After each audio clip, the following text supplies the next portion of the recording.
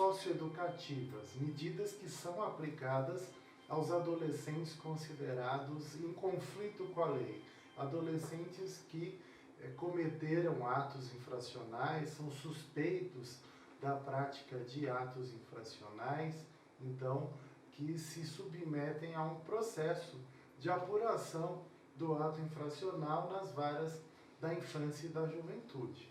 E nós continuamos a tratar da internação, que está lá no artigo 123 do Estatuto da Criança e do Adolescente, que prevê que a internação, que é a privação de liberdade do adolescente, deve ser cumprida numa entidade exclusiva para os adolescentes, em locais distintos, locais diferentes daqueles que são considerados os abrigos, os serviços de acolhimento para onde vão crianças e adolescentes nas medidas de proteção e não nas medidas socioeducativas.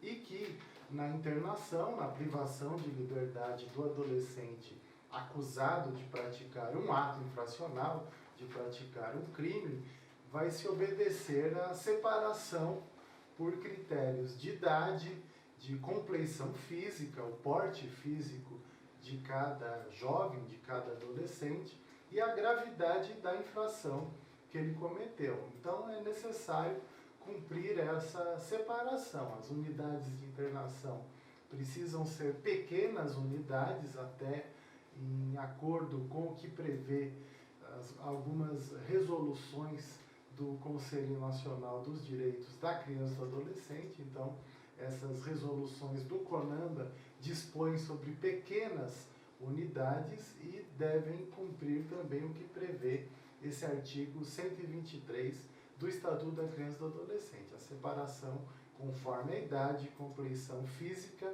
e gravidade da infração.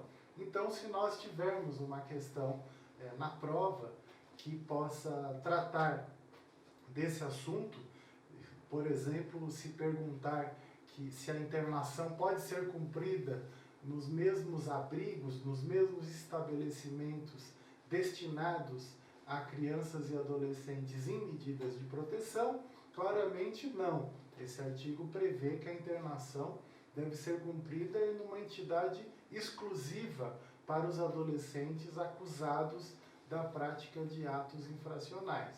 Se nós tivermos também questões que tratem de que forma que deve ocorrer esse cumprimento, de que forma que os adolescentes devem ser separados, qual a distinção que deve ocorrer nessas unidades, devemos responder aí que o Estatuto exige essa separação por critérios de idade. Por exemplo, temos unidade com adolescentes de 12 e 13 anos, outras com aqueles de 14 e 15 anos, outras com adolescentes de 16 e 17 e outras que podem ter adolescentes entre 18 até completarem 21 anos, como nós já vimos em aulas anteriores. A medida socioeducativa ela pode ser cumprida até os 21 anos de idade. Então, a única exceção prevista no Estatuto da Criança e do Adolescente, quando o Estatuto se aplica a pessoas com mais de 18 anos de idade, é exatamente nessas situações, no cumprimento das medidas socioeducativas. Então, o adolescente entra com 17 anos e alguns meses, ele pode cumprir no máximo até 21 anos a internação. Lembrando também que são no máximo 3 anos de internação, conforme prevê o próprio Estatuto da Criança e do Adolescente. Os direitos fundamentais, nós temos o artigo 124 do Estatuto da Criança e do Adolescente, que diz lá que são direitos do adolescente privado de liberdade, do adolescente que está, então, em internação.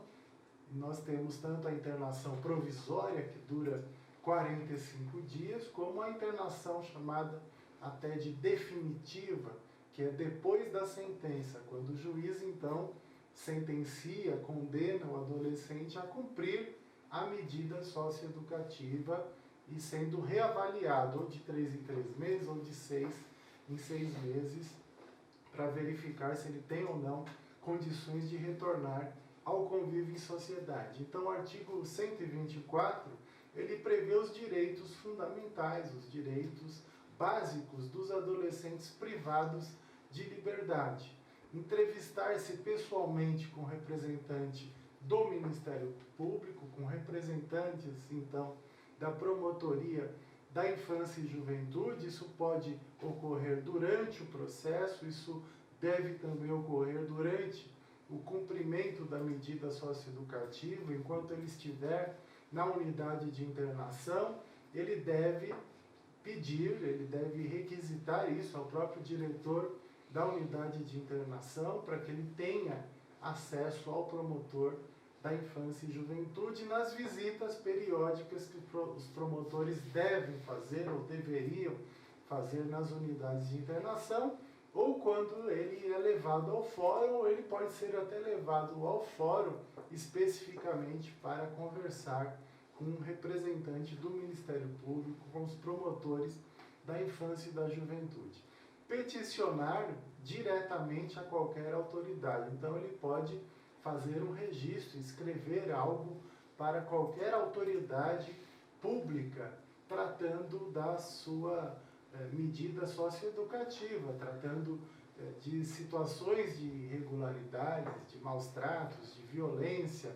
Ele deve ter esse direito de peticionar para o dirigente, por exemplo, da Fundação Casa, que é a instituição de cumprimento de medida socioeducativa em São Paulo, de internação e de semi-liberdade. Ele deve ter direito de peticionar, de escrever, de formular alguma questão para o secretário de Justiça, porque a Fundação Casa, no caso de São Paulo, é subordinada à Secretaria de Justiça, ou pode peticionar, pode escrever, pode apresentar algum tipo de questão, de pedido para juízes da infância e juventude, para promotores, para conselheiros tutelares, para representantes de entidades de defesa da infância e juventude ou de direitos humanos. Então, esse é um outro direito fundamental previsto aí no Estatuto da Criança e do Adolescente.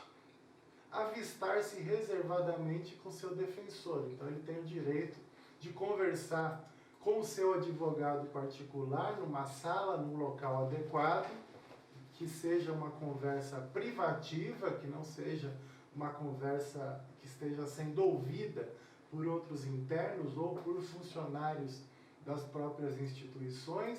Ele tem também o direito de conversar com o seu defensor antes das audiências, no fórum, também sempre de forma privativa, ou nas unidades de internação, em salas adequadas para esse tipo de conversa. Tanto com o defensor público, no caso daqueles adolescentes que não têm advogados contratados, quanto para os seus defensores particulares, quando o adolescente contratou um defensor, contratou um advogado da sua confiança ou da confiança da sua família. Ser informado da sua situação processual sempre que ele solicita. Então, ele pode pedir para as autoridades, pedir também para o seu defensor, para o seu advogado, para os dirigentes da unidade de internação, para a equipe técnica da unidade de internação, assistentes sociais, psicólogos, pedagogos. Muitas vezes também essas equipes têm advogados na equipe multidisciplinar. Ele pode pedir informações e ser informado da sua situação processual.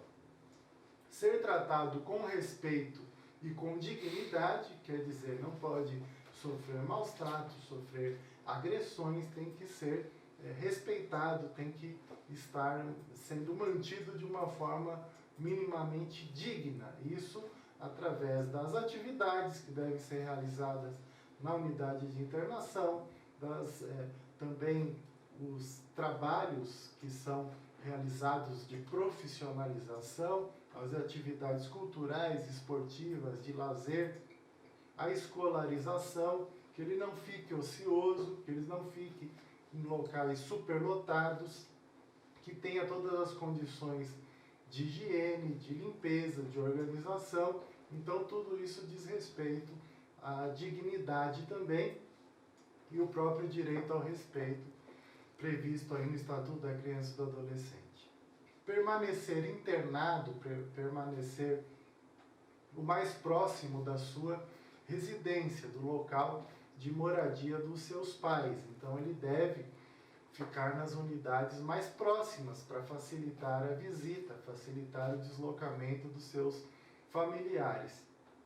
Receber visitas ao menos semanalmente, então ele deve e pode receber visitas dos seus pais, dos seus responsáveis, ao menos uma vez por semana. Geralmente essas visitas ocorrem nos finais de semana.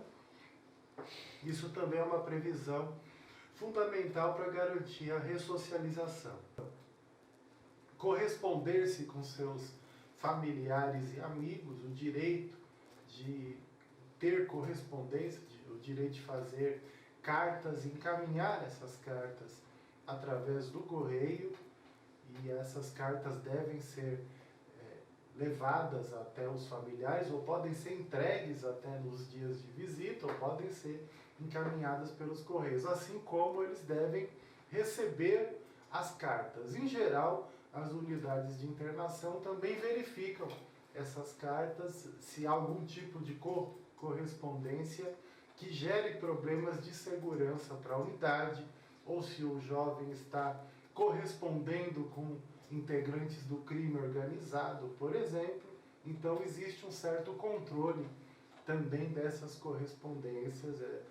Elas são lidas por funcionários da unidade e são verificadas, e isso existe, claro, questionamento sobre a questão da privacidade de cada adolescente, e muitas vezes existe também uma certa censura dessas correspondências. Ter acesso aos objetos necessários à higiene, ao asseio pessoal, devem ser fornecidos pela unidade, seriam sabonetes, escovas de dente, todos os objetos necessários aí para manter minimamente a higiene, barbeador e outros objetos também fundamentais para isso.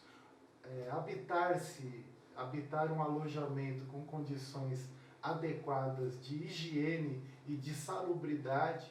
As unidades precisam ter locais, quartos, que são praticamente celas, com mínimo de higiene, de limpeza, sem a presença também de ratos, de baratas, de sujeiras, de restos de comidas, entre outras situações. Por isso que os próprios jovens participam do processo de limpeza dessas unidades, mas as unidades precisam ter equipes próprias de limpeza profissionalizadas para que todos os dias o ambiente esteja em condições de higiene, de salubridade, de limpeza necessária para o processo socioeducativo.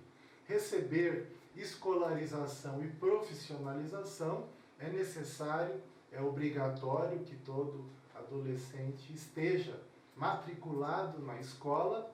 Geralmente são escolas vinculadas à rede pública, à Secretaria de Estado da Educação. Então a escola mais próxima da unidade é que é a referência para aquela unidade de internação. Existem os professores que se inscrevem para estarem lecionando dentro das unidades de internação. Muitos recebem algum tipo de bônus para esse tipo de trabalho, mas são, em geral, também professores vinculados à rede estadual de ensino. Então nós temos aí as parcerias, até por exigência do Estatuto da Criança e do Adolescente, da lei que criou o Sistema Nacional de Atendimento Socioeducativo, essas parcerias entre as unidades de internação e a rede pública educacional. E a profissionalização, que é realizada com apoio, também com parcerias, como do SENAC, do SENAI, também do Instituto Paula Souza, no caso aqui de São Paulo, e nos estados existem parcerias tanto privadas como parcerias públicas para a realização da profissionalização dos adolescentes nas unidades de internação. Temos também nos direitos fundamentais, previstos aí no Estatuto da Criança e do Adolescente, ainda no artigo 124, a realização de atividades culturais, esportivas e de lazer, que fazem parte também do processo socioeducativo desses adolescentes que estão cumprindo internação, cumprindo privação de liberdade. Então eles devem ter a possibilidade de participar de atividades artísticas, de atividades de teatro, atividades de pintura, atividades musicais, também esportivas, geralmente o futebol, que tem um interesse maior dos adolescentes, mas também outros esportes são praticados nas unidades de internação. E também o lazer, que é também um direito fundamental de todas as pessoas, e o lazer também é realizado nessas unidades de internação, principalmente nos próprios finais de semana ou diariamente durante as atividades, nos intervalos dessas atividades nas unidades socioeducativas. Ter acesso aos meios de comunicação social, a possibilidade de ter acesso a jornais, de ter acesso às informações, até ter acesso à internet. Hoje, muitas unidades de internação existem até aulas de informáticas, e a possibilidade de ter acesso a sites de notícias também deve ser garantida nessas unidades de internação. Além, não só dos meios de comunicação, mas acesso aos livros. As unidades têm que ter bibliotecas, salas de estudo, locais adequados também para que eles possam se concentrar e estudar de acordo com as necessidades e em horários também pré-estabelecidos. Receber assistência religiosa segundo sua crença e desde que seja um desejo de cada adolescente. Então, a assistência religiosa, assim como no sistema prisional, também é assegurada nas unidades de medidas socioeducativas, também é assegurada nas unidades de internação, nas unidades que tratam aí da privação de liberdade. E por várias religiões.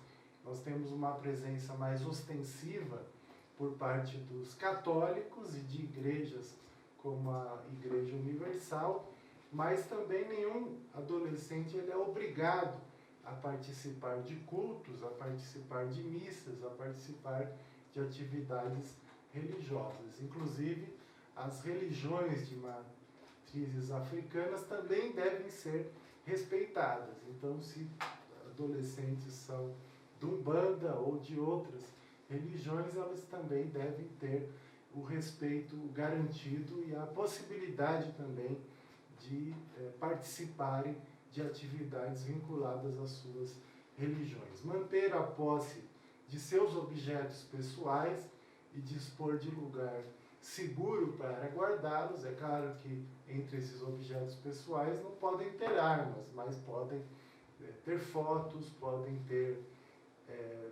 alguns podem ter brinquedos ou manter o resultado das suas atividades artísticas que realizam. Eles podem manter posse, então, também daqueles objetos que eles usam para a própria higiene. Então, devem ter um local adequado para guardar as suas roupas, os seus tênis. Então, tudo isso deve ser também assegurado numa unidade de internação. Receber, quando da sua desinternação, quando o adolescente é liberado, ele deve receber todos os documentos pessoais que são indispensáveis para o seu retorno para a vida em sociedade. Deve receber o seu RG, sua carteira de trabalho, se estiver lá na unidade de internação. Deve então receber todos aqueles documentos que foram apreendidos no momento então da sua apreensão, no momento em que ele foi detido, apreendido pela polícia e encaminhado para a unidade de internação.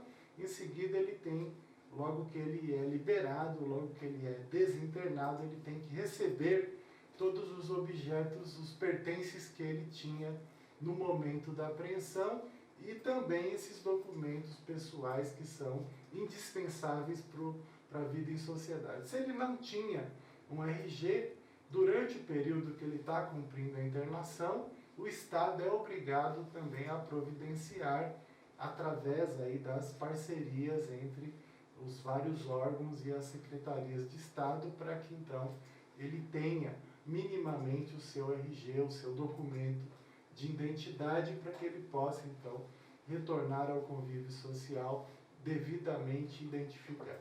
Em nenhum caso haverá a incomunicabilidade. Então as visitas dos adolescentes só podem ser proibidas, principalmente as visitas familiares, em situações extremas, em situações em que, por exemplo, de rebelião, em situações de tumulto, em situações de acidentes, então, em situações extremas devidamente justificadas. Ou se a visita comprovadamente teria cometido crime, uma visita que tenta entrar armada dentro da unidade ou tenta entrar com drogas dentro da unidade para vender ou para fornecer, a mãe querendo fornecer para o próprio filho, ou o pai levando drogas para o filho. Então essas situações é que geram o impedimento de determinadas visitas, além da possível responsabilização criminal dessas pessoas que tenham cometido essas práticas. Então as visitas, em geral, não devem ser proibidas, e a incomunicabilidade, quer dizer, não poder falar com ninguém, ficar numa cela solitária onde ninguém pode ter acesso, isso não pode acontecer. Os advogados devem ter acesso aos seus clientes, os defensores públicos da mesma forma, os promotores, os juízes, os conselheiros tutelares. Então essa incomunicabilidade ela não pode ocorrer, e ela, se ocorrer, ela é considerada totalmente ilegal, e as varas da infância e juventude devem tomar providências. A autoridade judiciária, então, poderá suspender temporariamente visitas, inclusive dos pais ou dos responsáveis, quando existirem motivos sérios, motivos devidamente fundamentados do prejuízo daquelas visitas, como nós citamos anteriormente, da visita que leva drogas, da visita que tenta levar armas, da visita que esteja cometendo crimes ou cometendo atos de violência contra funcionários, contra outros internos. É dever do Estado zelar pela integridade mental dos internos, cabendo-lhes adotar as medidas adequadas de contenção e de segurança. Então o Estado ele tem a obrigação de garantir a vida, de garantir a saúde, de garantir todo o atendimento, todo o tratamento necessário a esses adolescentes enquanto eles estão nas unidades de internação.